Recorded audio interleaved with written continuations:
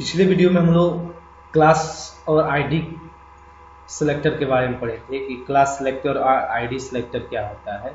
इस वीडियो में हम लोग पढ़ेंगे सब सेलेक्टर क्या होता है, सब या कंबाइनेटर सेलेक्टर क्या होता है।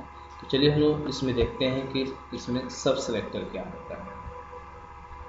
देखिए, इसमें सब सेलेक्टर को हम लोग कंबाइनेटर सेलेक्टर भी बोलते हैं, कंबाइनेटर सेलेक्टर भी इसमें बोला जाता है। सब सेलेक्टर के अंतर्गत 4 सेलेक्टर आते हैं और चारों सेलेक्टर को हम लोग 1 बाई 1 पढ़ेंगे, उसका पेट कर लेंगे। देखिए, सब सेलेक्टर क्या होता है, करे कि CSS selector can contain more than one simple selector.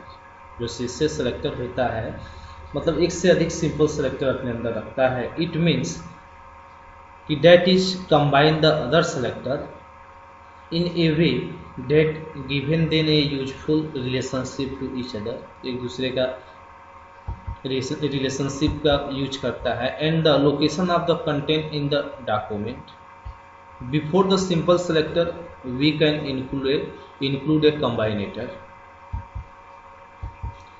करेंगे combinator is a something that explain the relationship between the selector। जो कम्बाइनेशन होता है वो कह रहा है something that explain the relationship between selector के बीच में आपका रिलेशन होता है। कह देयर आर 4 कंबाइनेटर इन CSS। तो इसको ये भी कर सकते हैं कि देयर आर 4 सब आर कंबाइनेटर सेलेक्टर इन CSS। तो जो सब सेलेक्टर होता है वो 4 प्रकार के होते हैं। पहला जो होता है डिसेंडेंट सेलेक्टर होता है। इसको कैसे पहचानेंगे कि डिसेंडेंट सेलेक्टर है, तो वो स्पेस होता है। चाइल्ड सेलेक्टर में क्या होता है, एंगल ब्रैकेट लगता है जिसको ग्रेटर देन भी कर सकते हैं। एडजेसेंट सिबलिंग सेलेक्टर जो होता है इसमें प्लस का सिंबल लगता है। जनरल सिबलिंग सेलेक्टर में जो होता है एक टिल्ड का सिंबल लगता है। इसमें सबसे पहले हम लोग समझेंगे डिसेंडेंट सेलेक्टर क्या होता है।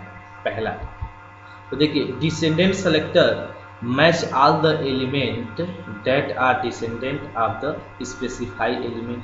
मतलब जितने भी डिसेंडेंट सेलेक्टर होंगे एलिमेंट के अंदर जो स्पेसिफाई होगा, इसका मतलब ये होता है it means that selector can select element that are descendant of other selector. मतलब इसके अंदर चाहे वो डायरेक्ट हो चाहे इनडायरेक्ट में हो, वो सबको सेलेक्ट करेगा। Correct, the element does not have to be a direct child but another any descendant down the line। तो इसमें डिसेंडेंट सेलेक्टर में क्या होता है, चाहे कोई एलिमेंट आपका डायरेक्ट हो चाहे इनडायरेक्ट हो, वो सबको वहाँ पे फॉर्मेटिंग क्या करेगा, अप्लाई करेगा। जैसे यहाँ पे एग्जांपल में हम लोग समझेंगे। तो अब इसके अंदर क्या होता है कि इसके अंदर 2 एलिमेंट होगा, एक एलिमेंट 1 और एलिमेंट 2। तो इसके अंदर एक एलिमेंट होगा, एलिमेंट है इसके अंदर एक एलिमेंट होगा। जैसे मान लीजिए आप कोई लिस्ट बना रहे हैं OL के माध्यम से, तो जैसे OL के अंदर तो यहाँ पे OL लिखेंगे और यहाँ पे LI लिखेंगे। तो OL के अंदर जितने भी LI होंगे ना, उस सब पे फॉर्मेटिंग क्या होगा, अप्लाई होगा, चाहे वो डायरेक्ट हो चाहे इनडायरेक्ट हो। और उसके बाद आपका स्टाइल, मतलब जो सेलेक्टर का यूज किए हैं, तो इसको जहाँ अप्लाई ये होगा तो उसमें क्या क्या स्टाइल आप यहाँ पे अप्लाई करना चाहते हैं, जो स्टाइल यहाँ पे अप्लाई करना चाहते हैं उतना लिख देंगे, तो वहाँ पे क्या हो जाएगा, वो फॉर्मेटिंग अप्लाई हो जाएगा। जैसे हम लोग यहाँ पे देखते हैं HTML हेड स्टाइल के अंदर हम लोग OL और LI जो लगाएं, OL और LI। तो OL के अंदर जो भी LI के जो भी एलिमेंट होंगे उसको फॉर्मेटिंग क्या होगा, अप्लाई होगा, चाहे वो डायरेक्ट हो चाहे इनडायरेक्ट हो। और क्या क्या फॉर्मेटिंग होगा, तो जो जो यहाँ पे दिए होंगे, जैसे कलर दे दिए, रेड फॉन्ट साइज 20 पिक्सल दे दिए और इसको क्लोज कर दिए, स्टाइल हेड को क्लोज कर दिया। बॉडी के अंदर जब चलेंगे तो OL के अंदर पहला लिस्ट है डाटाबेस और LI क्लोज कर दिए। फिर से UL के अंदर आपका है LI में MS एक्सेस, SQL, ओरेकल, और फिर से UL को क्लोज करके LI के अंदर आप लिख दिए ASP और जावा। तो ये जो LI है वो किसके अंतर्गत आएगा, OL के अंदर आएगा। और यूएल के अंदर ये 3 आएंगे। तो अब देखिए ओएल का ये जो है एलआई और ये दोनों एलआई डायरेक्ट है, जबकि ये क्या है इनडायरेक्ट है। तो इसमें क्या होता है डिसेंडेंट सेलेक्टर में क्या होता है, चाहे वो एलिमेंट आपका डायरेक्ट हो चाहे इनडायरेक्ट हो, वो फॉर्मेटिंग सभी पे क्या होगा अप्लाई होगा बॉडी क्लोज। तो अब इसमें क्या होगा, इसमें डाटाबेस भी लिखे हैं, MS एक्सेस लिखे और एसक्यूएल, ओरेकल, ASP, जावा। तो इसमें क्या होगा इन सभी पर ओएल के अंदर है वो भी और यूएल के अंदर है वो भी, सब पे सबका कलर क्या हो जाएगा रेड और सभी का फॉन्ट साइज 20 हो जाएगा, चाहे वो डायरेक्ट हो चाहे इनडायरेक्ट हो, अप्लाई सब पे होना है। अब दूसरा हम लोग देखेंगे चाइल्ड सेलेक्टर, और भी एग्जाम्पल है आप यहाँ से समझ सकते हैं। अब देखिए हम लोग कैसे कोई कह दे कैसे हम यहाँ पे पहचानेंगे कि डिसेंडेंट सेलेक्टर है। अब देखिए ओएल और एलआई के बीच में जो स्पेस है, इस स्पेस से हम समझ जाएंगे कि ये डिसेंडेंट सेलेक्टर है। अब हम यहाँ पे देखेंगे चाइल्ड सेलेक्टर क्या होता है।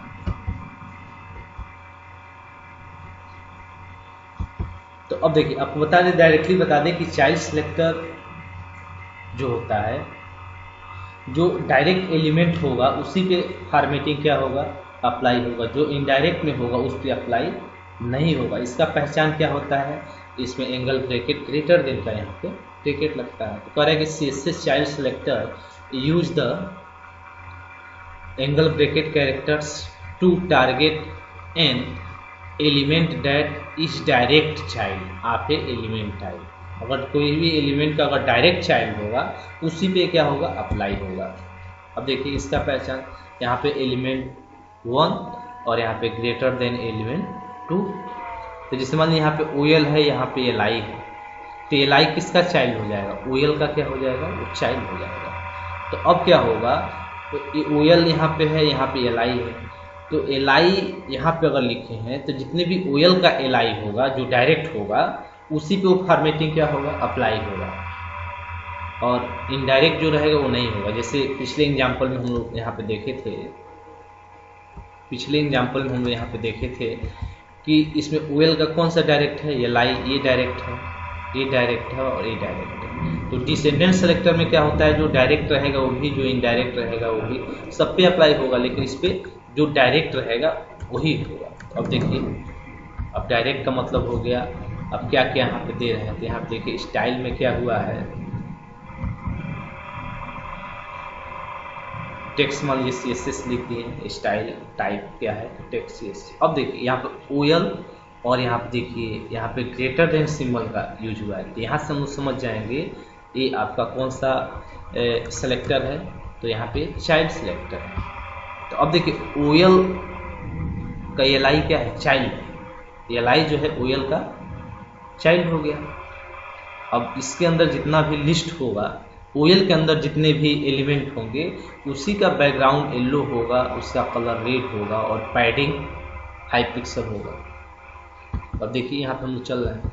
अब देखिए ओएल के अंदर हम लोग लिख दिए इतना, एलआई के अंदर इतना हो गया, फिर से यूएल के अंदर एलआई और फिर से यहाँ पे ओएल को क्लोज कर दिए, ओएल को क्या कर दिए क्लोज कर दिए। यूएल ये है और ओएल का कौन कौन सा है, ओएल का एएलआई है और यूएल यहाँ से क्लोज है, तो ये तीनों ओएल का एलिमेंट है, एलआई है। तो अब देखिए अब इस बार ओएल के जो भी एलिमेंट होगा यूएल के, ये सब इस पे अप्लाई नहीं होगा। किस पे अप्लाई होगा, इस पे होगा और इन तीनों पे होगा, क्योंकि ये 3 और 1 4 ये क्या है डायरेक्ट, तो जो डायरेक्ट होंगे उसी में होंगे। इसका आप देखेंगे इन तीनों और इसका चारों का बैकग्राउंड कलर आपका जो दिए हैं वो हो जाएगा। बैकग्राउंड कलर दिए हैं क्या, येलो कलर दिए हैं, रेड टेक्स्ट कलर और पैडिंग, तो उसी का बस होगा, अदरवाइज सबका नहीं होगा।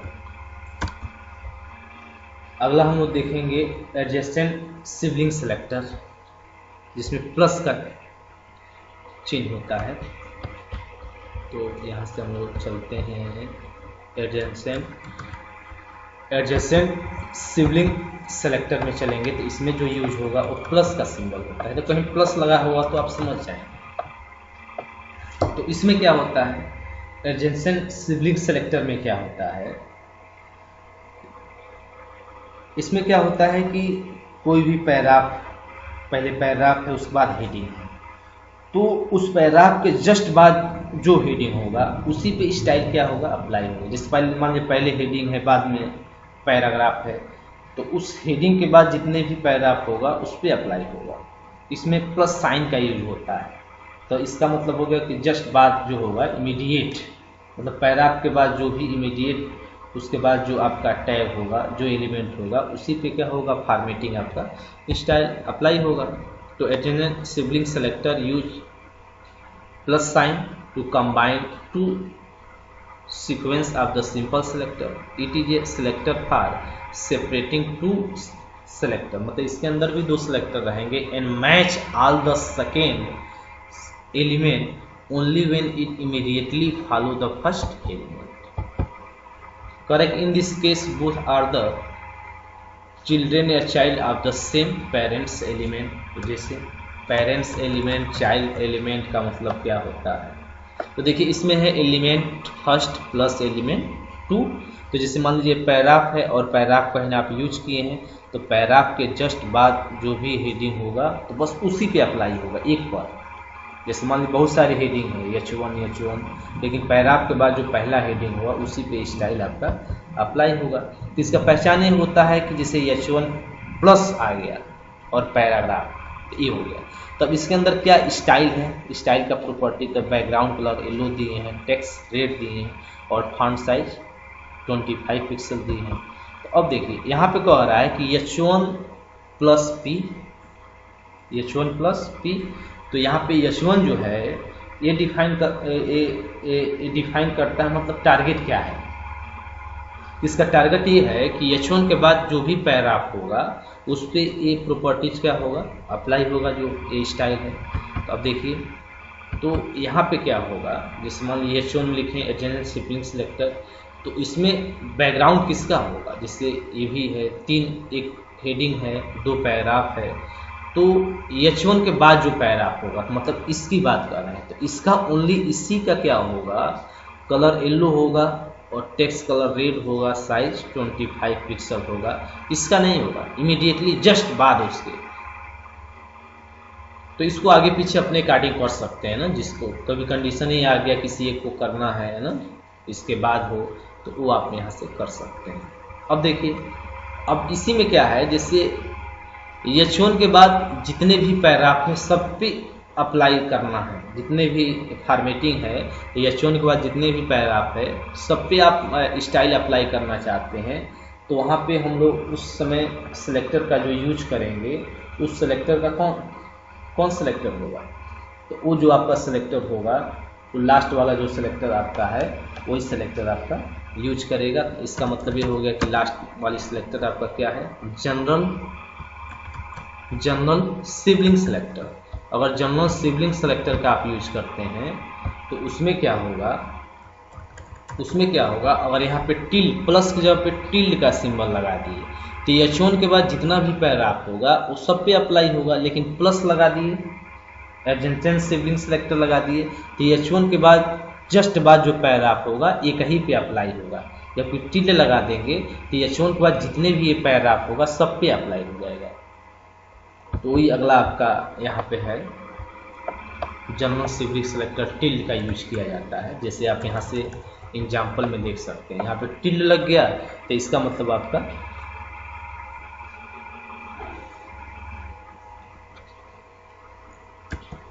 जनरल सिबलिंग सेलेक्टर हो गया, जनरल सिबलिंग सेलेक्टर ये हो गया। अब देखिए इसका प्रॉपर्टी ये है, तो अब कह रहे हैं इसका यहाँ पे लिखने का मतलब हो गया कि H1 एलिमेंट के बाद जितने भी पैराग्राफ का एलिमेंट होगा वो सब पे फॉर्मेटिंग क्या हो जाएगा, अप्लाई हो जाएगा। तो H1 के बाद जितना भी ये पैराग्राफ है ये सबका बैकग्राउंड येलो हो जाएगा, टेक्स्ट कलर रेड हो जाएगा, फॉन्ट साइज 20 पिक्सल हो जाएगा। चलिए इसको एक प्रैक्टिकल में हम लोग देखते हैं। देखिए इसमें जैसे मान लीजिए पहला आपका है डिसेंडेंट सेलेक्टर, तो बताया था कि डायरेक्ट हो चाहे इनडायरेक्ट हो सब में अप्लाई होगा। तो देखिए OL स्पेस LI,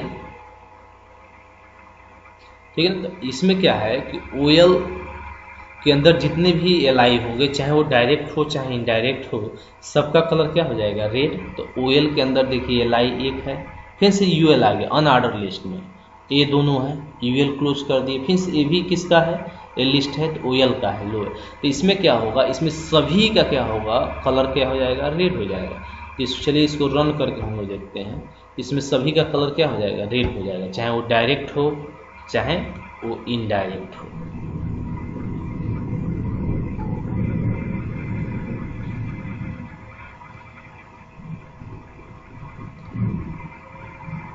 अभी आएगा, थोड़ा सा वेट कर लेंगे इसका।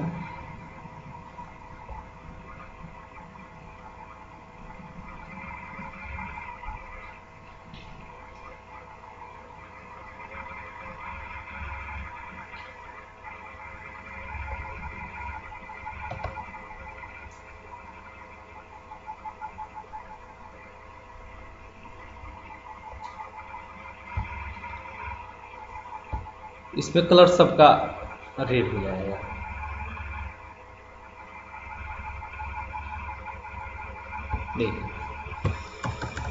देखिए इसमें सबका क्या होगा, ए यूएल है अनऑर्डर लिस्ट है, इसका भी कलर रेड, और ये ओएल है जो डायरेक्ट है, यूएल इनडायरेक्ट है, तो सबका कलर क्या हो गया, रेड हो गया। लेकिन अभी यहाँ पे हम लगा दिए चाइल्ड एलिमेंट लगा दिए, सेलेक्टर का यूज कर दिए। तो अब देखिए यहाँ पे ग्रेटर देन, तो इसमें क्या होगा कि जो भी ओएल का डायरेक्ट एलआई होगा उसी पे कलर क्या होगा, अप्लाई होगा। तो ओएल का कौन अप्लाई है, पहला डायरेक्ट हो गया डाटाबेस, दूसरा एएसपी और जावा, तो इसमें कलर होगा आपका डाटाबेस, एएसपी और जावा, और यहाँ पे क्या कर दिए, सेव कर दिए। और ये जो है यूएल के अंदर जो एलआई है दो, ओरेकल और एससीओ, ये इनडायरेक्ट है, तो इस बार होगा बस यूएल का। देखिए यहाँ से रिफ्रेश देखिए, ये इनडायरेक्ट वाला क्या हो गया, ओएल का क्या हो गया, ये हट गया, जबकि यूएल का क्या हो गया, ये हट गया आपका कलर, लेकिन ओएल का जो भी एलआई डायरेक्ट होगा उस पर एक कलर अप्लाई हो गया।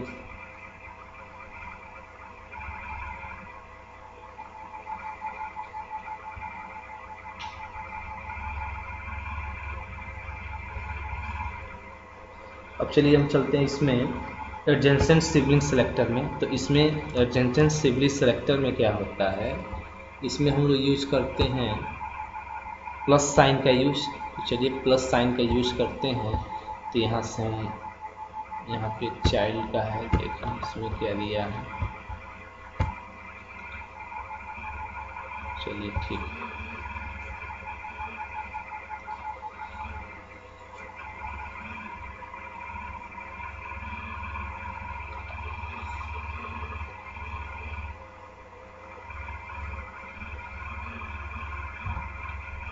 अब यहाँ पे हम लगा दे रहे हैं प्लस, यहाँ पे प्लस लगा दिए। तो प्लस लगा दिए तो एडजेसेंट सिबलिंग सिलेक्टेड हो गया। अब बैकग्राउंड कलर रेड है और इसमें टेक्स्ट कलर येलो है, और यहाँ पे हम यहाँ पे लगा दे रहे हैं पैराग्राफ। ये लाइव को हटा के हम यहाँ पे लिख दिए पैराग्राफ, यहाँ पर भी पैराग्राफ, इसको हटा दे रहे हैं, और यहाँ पे लिख रहे हैं H1,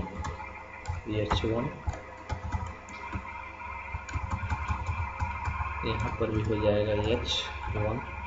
मान लीजिए इसको भी हम बना दिए H1, इसको समझिएगा, यहाँ पर भी H1 कर दिए और यहाँ पर भी हम H1 कर दिए, इन सबको हटा दिए, डिलीट कर दिए। तो यहाँ पे हम लिख दिए पैराग्राफ, और यहाँ पे लिख दिए हम H1। अब देखिए कह रहा है कि जो पैराग्राफ के जस्ट बाद जो H1 होगा, मतलब इस पैराग्राफ के जस्ट बाद जो H1 होगा उसी पे फॉर्मेटिंग अप्लाई होगा। ये नहीं कि इसके बाद भी H1 हो, तो इस पे नहीं होगा, बस ओरेकल वाले पे होगा, जो ओरेकल लिखा है इसी पे क्या होगा, एक फॉर्मेटिंग क्या होगी, अप्लाई होगी इसी पे, इस पे एसक्यूएल वाले पे नहीं होगा। तो चलिए इसको सेव कर दिए और यहाँ से रन कर नहीं, इसको आपको बंद करना पड़ेगा, पुराना वाला है, फिर से दोबारा हम यहाँ से चाइल्ड वाले को करते हैं। देखिए ओरेकल माई एसक्यूएल, मतलब इस पैराग्राफ के जस्ट बाद जो आपका H1 हेडिंग है उसी पे अप्लाई हुआ, ये भी H1 में है लेकिन इस पर नहीं होगा। अगर पैराग्राफ के जस्ट बाद जितने भी H1 हेडिंग है अगर सभी पे करना चाहते हैं तो वहाँ पे आपको थोड़ा सा चेंजिंग करना पड़ेगा। वहाँ पे एजेंसी सेलेक्टर न लगा के आप वहाँ पे लगा देंगे जनरल सिबलिंग सेलेक्टर का मतलब हो गया यहाँ पे टिल्ड का सिंबल है, यहाँ पे लगा दिए टिल्ड। अब देखिए इसमें टिल्ड वाले में क्या होगा, अब कह रहा है कि पैराग्राफ के बाद जितने भी एलिमेंट होंगे H1 का वो सब पे अप्लाई होगा, तो इसका मतलब ओरेकल और एसक्यूएल सब पे होगा। तो चलिए इसको फिर से रीलोड करते हैं, तो इस बार एसक्यूएल भी होना चाहिए। देखिए एसक्यूएल भी क्या हो गया, आपका कलर हो गया। तो जनरल सिबलिंग सेलेक्टर होता है, तो इन सेलेक्टर का आप लोग प्रैक्टिकल करके इसका ना इसको समझ लीजिए आप।